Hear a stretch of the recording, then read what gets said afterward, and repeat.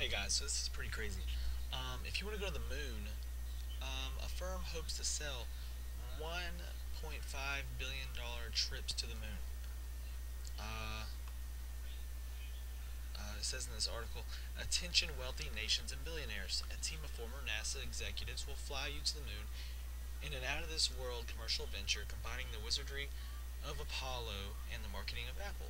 For a mere 1.5 billion, the business is offering countries to the chance to send two people to the moon and back either for research or national prestige.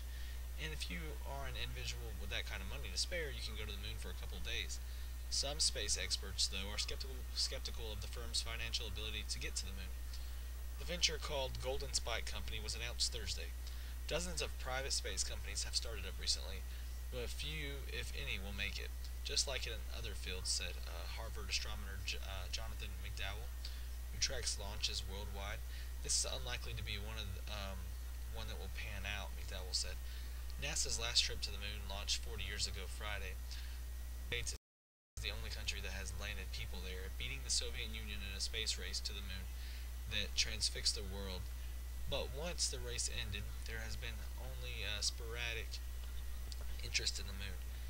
President Barack Obama canceled NASA's plan returns to the moon, saying America had already been there.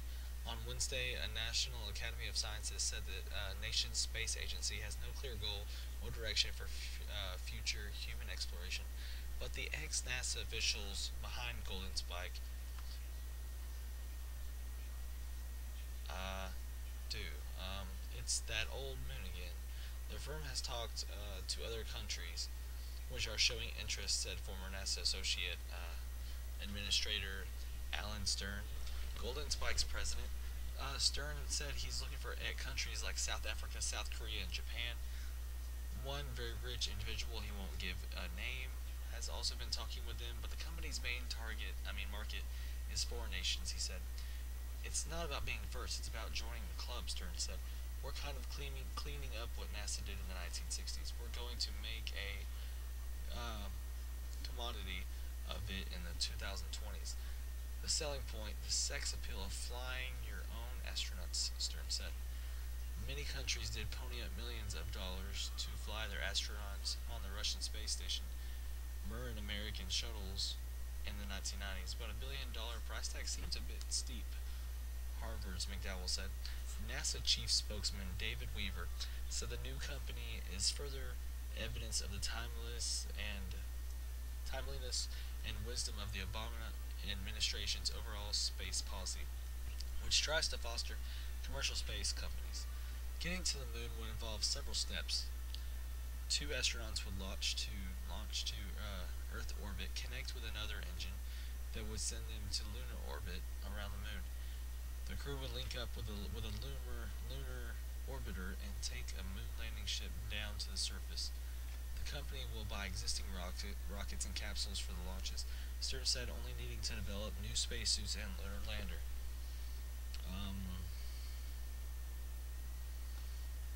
Stern said he's aiming for a first launch before the end of the decade, and then up 15 or 20 launches total. Just getting to the first launch will cost the company between 7 billion and 8 billion, he said. Besides the ticket price, Stern said there are other revenue sources such as NASCAR-like advertising, football stadium like naming rights, the Olympic-style video rights.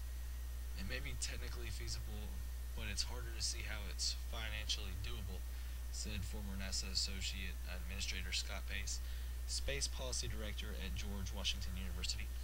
Just dealing with the issue of risk and the required test launches is inordinately expensive, he said. Company board chairman Gary Griffin, an Apollo flight director who once headed the Johnson Space Center, said that's a correct statement. I don't think there's any technological stumble here. It's going to be financial.